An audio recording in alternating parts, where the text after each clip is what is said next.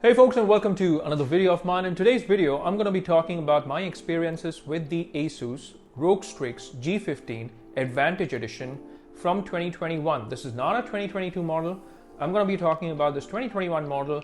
I'm going to talk about the specs. I'm going to talk about the performance, given the fact that it has the Ryzen 9 CPU and also the RX 6800 GPU. So all of these things I'm going to talk about. And in this video, I'll at least get an opportunity to fully flesh out what I could not in my last video, because this is a continuation of the previous video that I put out on my channel. Now, please note that this is not a Windows versus Mac video. Now, for that, I'll probably have to make another video, but this is purely based on my experience with this machine for the last 1 week. It may not be enough time to talk a lot about Windows versus Mac and what are the things that I like and dislike. I'll try to put in a few points here or there, but for a more detailed video, well, that's probably sometime in the future, not this one. So in today's video, I am going to talk about these things in detail. That is the display of the Asus Rog Strix G15. I'm going to be talking about the SSD performance, not so much in detail, but I'll throw it in there.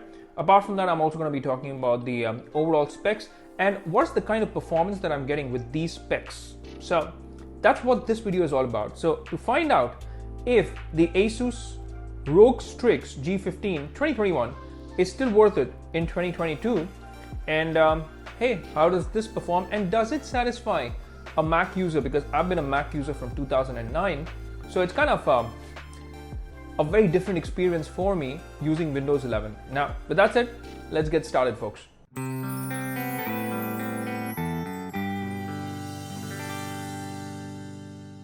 Okay, the first thing that I want to talk about is the display. Now, this is a 15.6-inch WQHD display. That means 2560 into 1440p. Now, this is an IPS panel and it comes with an anti-glare display with 300 nits of peak brightness, which is kind of disappointing. 450 or at least 500 nits of peak brightness should have been there.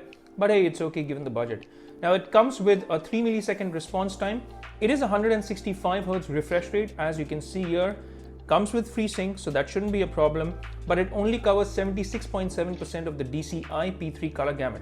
So in case you want to do some picture or video editing, this may not be the best display that you would want to do this on. Now, just for your backlight bleed concerns, thankfully on my panel there is no backlight bleed. As you can see, there is no light seeping in from anywhere. And thankfully there is no backlight display on this screen here. So overall, it's quite a decent display. So even if I kind of play some other video, for instance, if I go over to my channel and if I bring up this video, which this video is a continuation of, as you can see, the colors, everything really pop well, and this looks great. I mean, it is a good panel, not bright, but in a dark room you should be all right. But of course, in a bright room, you would kind of appreciate more brightness. So 300 nits, I would say it averages at around 280 something nits of peak brightness, which is okay, which is all right. So the display is not bad. I've played a few games here or there and the games really look very good. I'm going to talk about that in a short bit as well. So in terms of the display, it is A-okay. Okay, now for the sound, which is the next section, it's got two 4-watt speakers and it calls something like a smart amp technology that it's calling. Maybe a gimmick, I'm not sure, but the speakers are meh. It's kind of all right. I mean, you can't expect performance like MacBooks. Now, it's got quick smart amp technology that I was talking about. Apart from that, it also has Dolby Atmos. And the 2 into 4 watts, which means a total of 8 watts, it's all right. I'm just going to give you a demo. I'm going to play one of my tracks so that I don't have any copyright issues in this video. Should give you an idea. Now, I know the video is not going to be doing justice to the audio, but hey, here you go. In any case,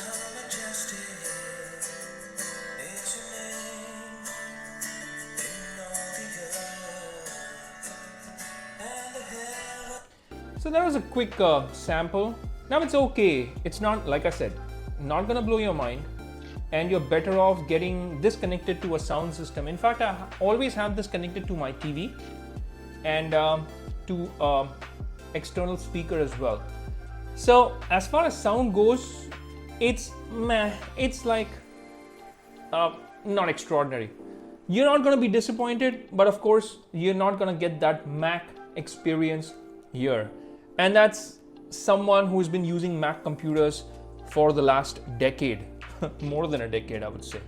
Now I do want to talk about gaming very quickly. Now of course it has the usual suspects that you will have on Windows 11. It's got an Epic Games browser, it's got your Steam, it's got your Ubisoft Connect, etc. So quite a lot of gaming options here, definitely more than what you would get with a Mac.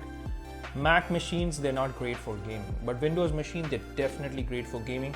Now this also has the Xbox app here, so a lot of options. But here's the thing, now I've been a console gamer for the last, again, a decade, more than a decade, because I've been a Mac user. So for me, gaming always meant gaming on a console like the Xbox or the PlayStation.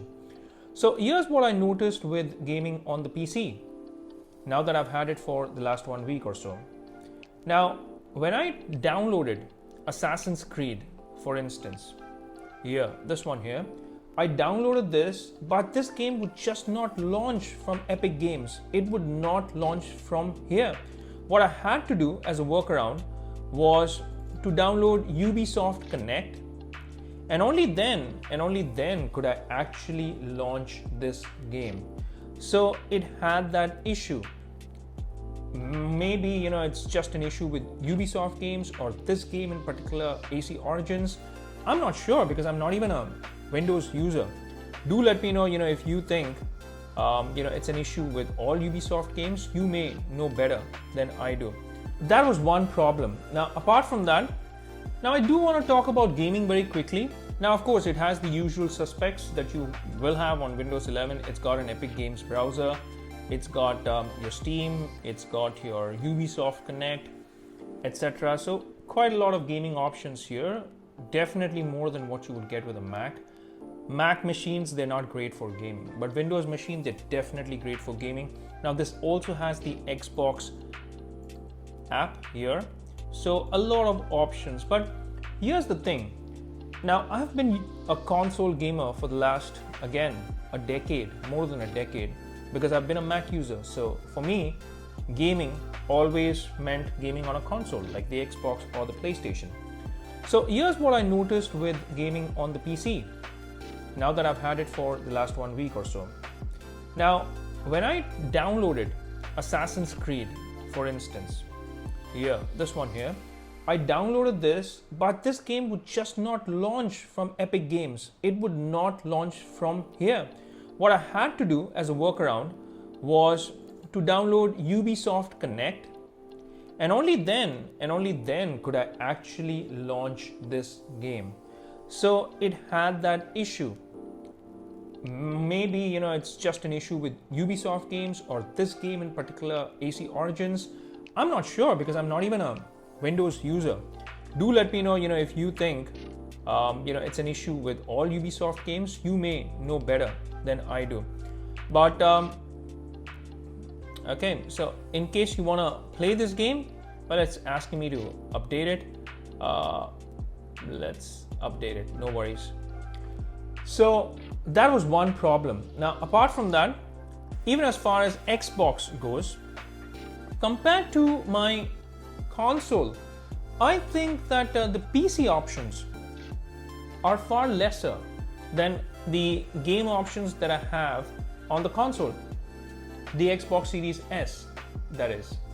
So I think that there are more games that I can actually choose from when it comes to my console, the Xbox, in comparison to the PC. Now I may be wrong, but going by what I see here, I think the console library is comparatively or slightly better, I think. I mean, it varies. So yeah, so that's Xbox Game Pass. And finally you have Steam as well. So Steam experience is fine. It's not given me any problems so far. In fact, there is another problem, speaking of Steam, not with Steam, but actually Steam is actually the workaround for that problem. Now, when I tried connecting my DualShock controller, the PS4 controller, over to my PC, and when I tried to play games like the Grand Theft Auto, for instance, you have to, really kind of go into the settings and make sure that you are selecting the PS4 controller, because I think by default this takes in the Xbox controller. So that's one. Number two, when I wanted to play a game off Steam, not from Steam, maybe from Epic Games library, what I had to do was I had to add Epic Games here and kind of emulate Steam running Epic Games. And that is the only way where I could actually make my PS4 controller work with Epic Games. So if I launched any games via Epic Games, not through Steam, the controller would just not work. And this was the only workaround. So what I'm trying to say here is that gaming on PC, from what I've noticed now for the last 1 week or so, is not as simple as gaming on my consoles, because gaming on consoles is just plug and play. But gaming on my PC, it's not that simple. And plus, I had to download an external driver as well. So that was another thing. Overall, as far as gaming experience goes, once you have set everything up, then it's fine. But if you are a Mac user, if you have not used a Windows, then it needs getting used to. I'm just going to share my experience about gaming on this as well. Now that I've loaded this game, Assassin's Creed Origins.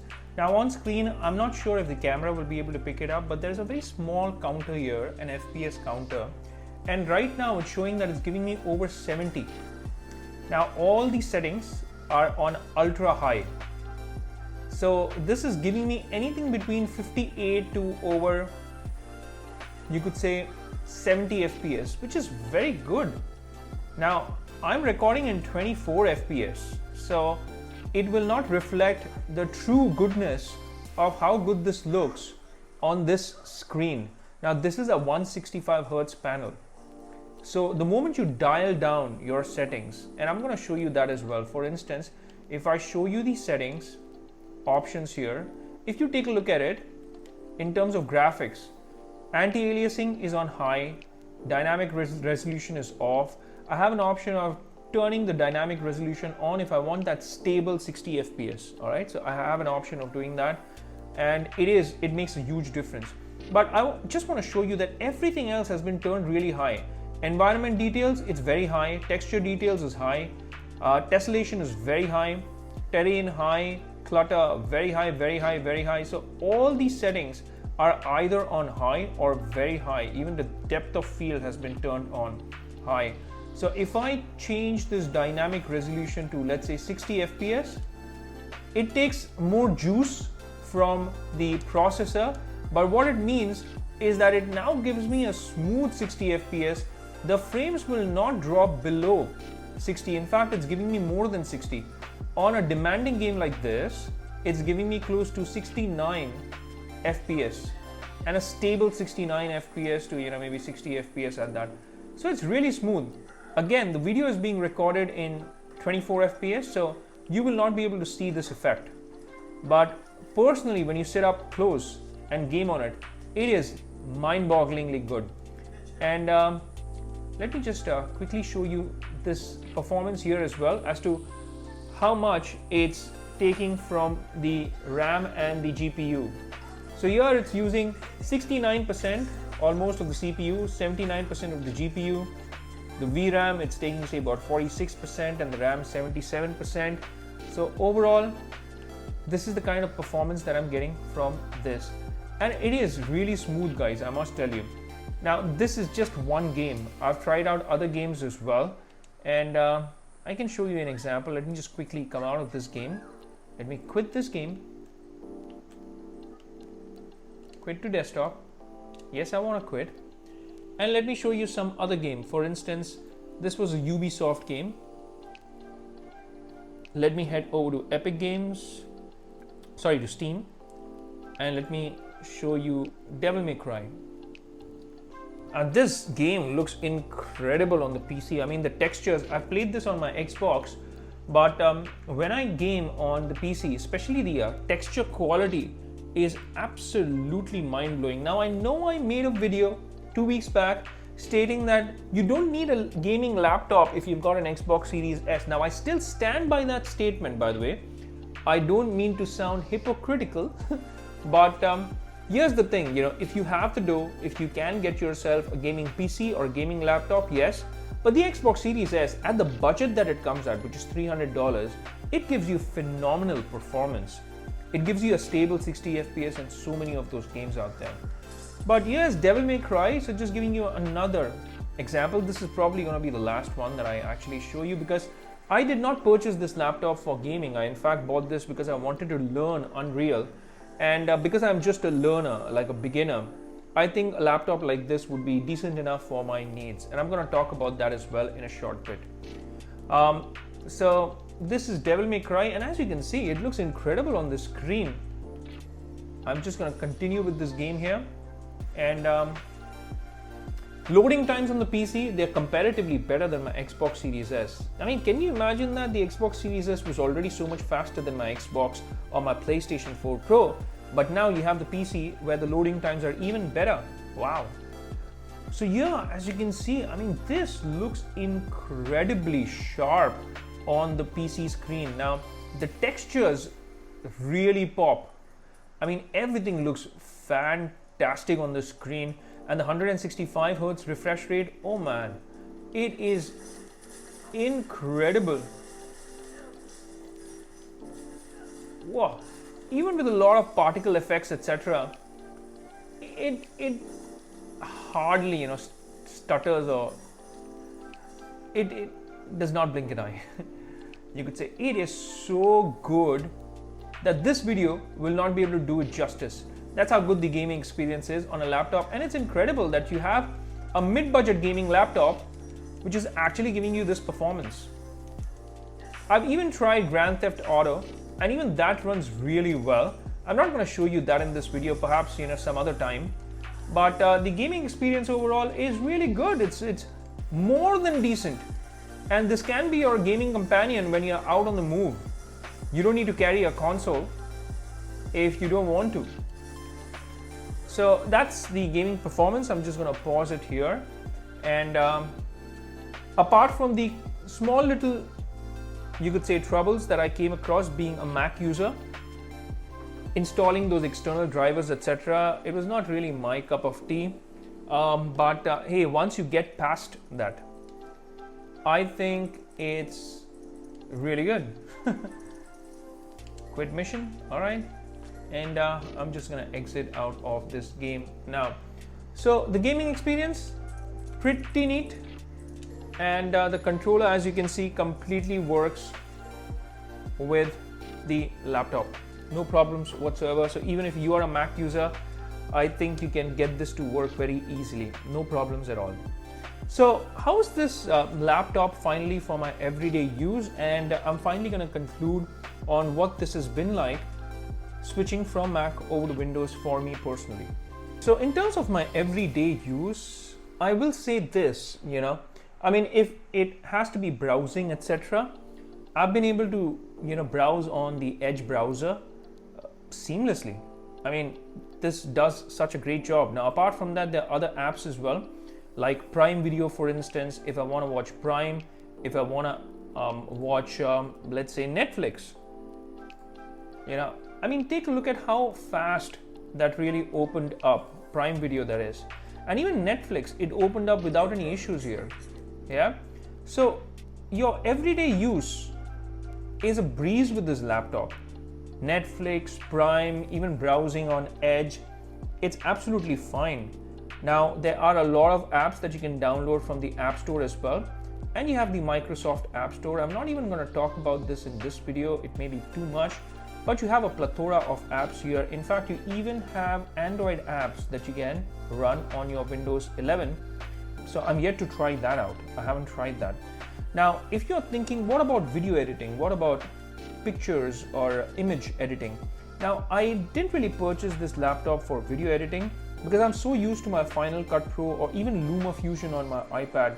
So to comment on that, I'll first have to learn other applications to be able to comment on this. So unfortunately, I would not be commenting on video editing or the picture editing capabilities of this laptop, but I think, you know, it may not do a bad job. I tried to play around with this app called Mini Tool Movie Maker. It was all right. It's definitely not a Final Cut Pro. So again, like I said, I was facing it difficult to edit here because I'm not experienced with this app. For me, I'll have to learn this app first, how to use it, and then I think I will be able to comment on it. Now, in terms of the other things, there is a lot of flexibility that you have in the settings. So there are actually quite a lot of options here in terms of personalization as well.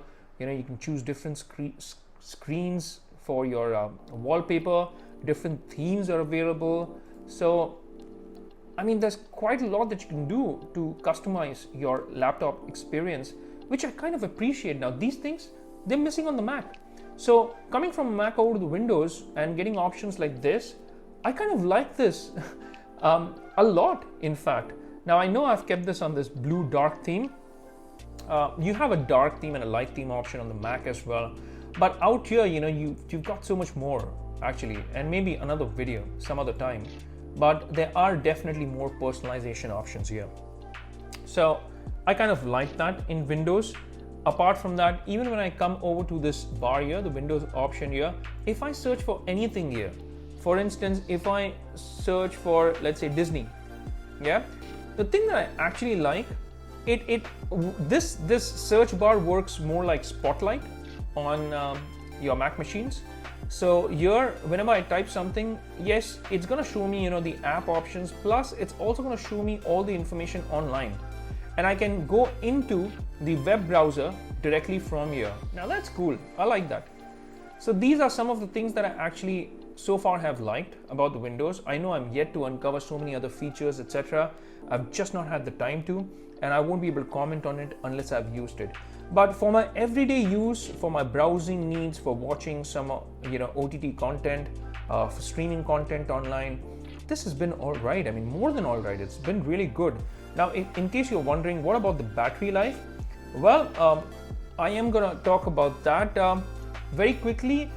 If I was just browsing with 100% screen brightness with backlight kept at 100%, that is, I was getting, say, about a little shy of 5 hours when it comes to just pure browsing, and less than 5 hours if I'm watching videos, etc. and all. If I run it just on battery and if I try to game on it, it's not meant for it really. I mean, it's giving me less than an hour. That is pathetic. So if you are gaming, you may as well be plugged in, like always.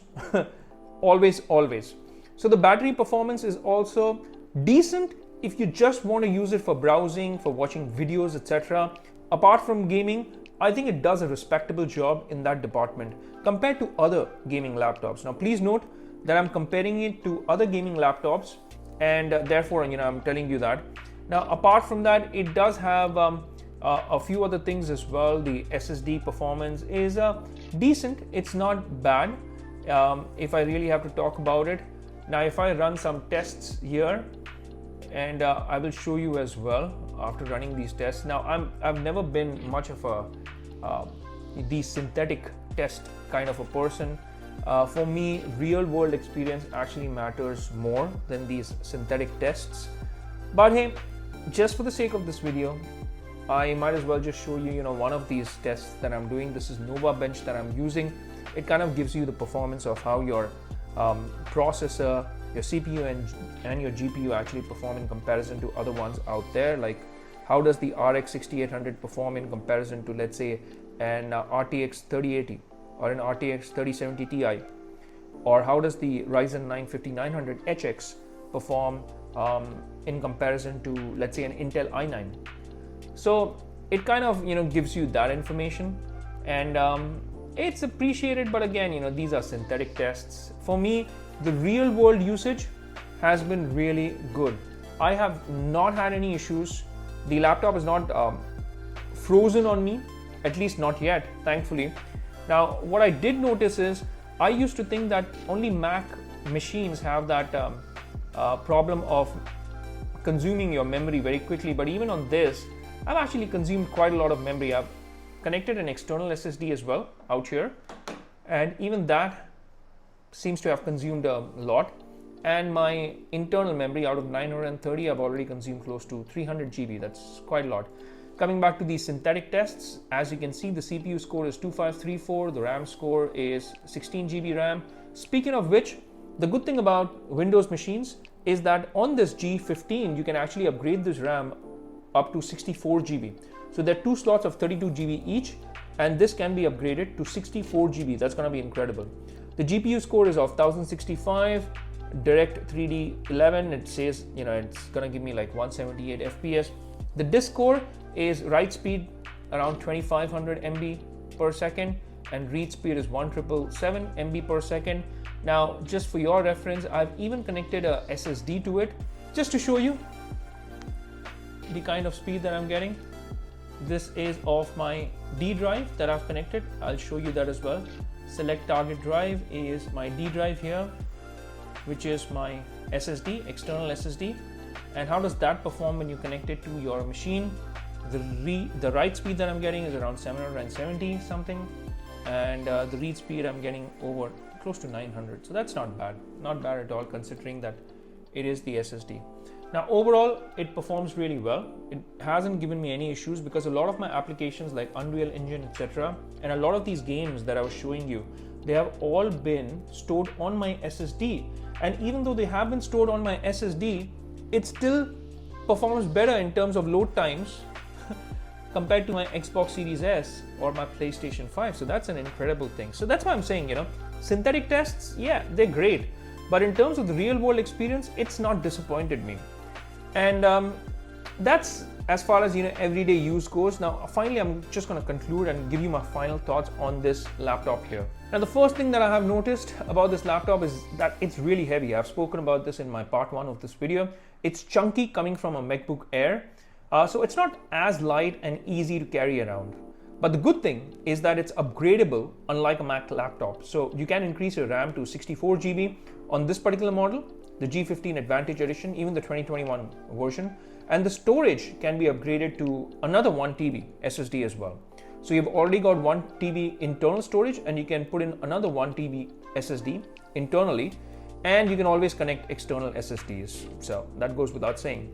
Now it's more than decent for gaming, as you could see with AC Origins and even Devil May Cry. And the QHD screen here with the 165 Hz refresh rate, it's amazing at this price point. Now I know it only covers, say, about 76.7% of the DCI P3 color gamut, but this is decent to do light work on your photo editing or video editing or color grading, etc. It's not great, it may not be the best display, but I think it should be decent enough. Again, you have to consider the price that you get this machine at. Now the keyboard, I really like the keyboard. I love it. In fact, if you could just see the RGB on the keyboard, it is phenomenal. I mean, it looks so pretty, This is great. I love the keyboard on this. In fact, I loved it more than my MacBook. Trust me when I say that. It's got decent travel. The RGBs look great in a dark or a dimly lit room, and I love the keyboard. Now, speaking of the battery, I've already spoken about it. In terms of daily usage, you're not going to be disappointed with the battery if you're only surfing, but if you're gaming, you will have to get this connected with the power brick, and that massive power brick that you see in that corner there, man, you can literally hit somebody with that and that person will seriously get hurt. Now the SSD performance of the internal SSD is also all right, and overall I think this is a great laptop for everyday use. It's able to pull off most of the apps without any issues, and it gives you this amazing price to value ratio. And if you're a 3D artist or a game developer who's just kind of starting off right now, who just wants to learn things, wants to experience apps like Unreal Engine, etc. And overall, so far I've been satisfied and very happy with this laptop, especially with the price to value ratio that I've got on this laptop. It's just incredible. It's absolutely mind-boggling. I mean, as to how much this laptop can actually do at this price point. Now, with that said, do let me know in the comments section if you feel that I've actually missed out on anything. Now I know I haven't really shown Unreal Engine, but I want to show you that in dedicated videos. Now as I'm learning, I also want to share my learnings with you lovely folks. Do let me know if you want to see some Unreal Engine videos as to how to use Blueprint in Unreal Engine, how to work around with the lighting, etc. in Unreal Engine 5, and even a video on maybe MetaHumans, how you can actually do motion capture and capture your expressions, capture your voice, and use it with MetaHumans in Unreal Engine 5. That is so cool.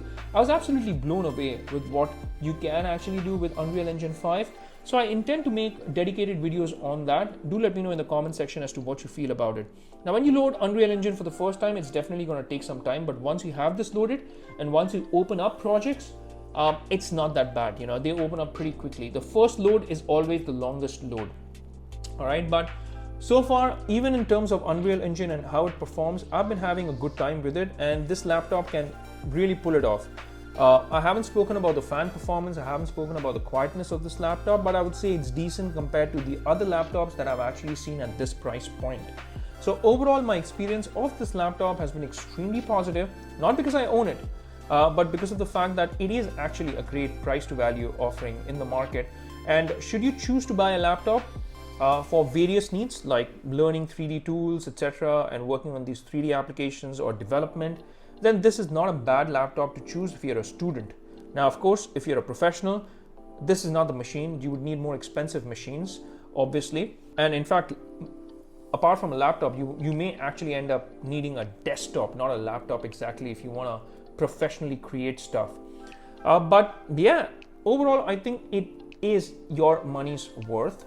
So even in 2022, this 2021 variant of the Ryzen 9 5900 and the RX 6800 graphic card with 12 GB of video memory, it does perform decently even in 2022.